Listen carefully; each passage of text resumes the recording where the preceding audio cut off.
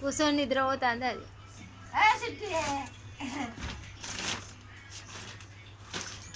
లేపోరా, అరే లేపు, ఆడ కూర్చొని లేపు.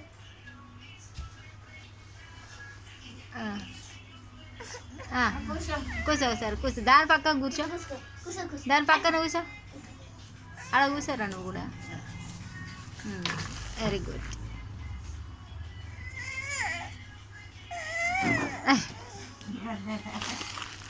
అయ్యో కాసులు పట్టుకున్నా మీ అమ్మాయి.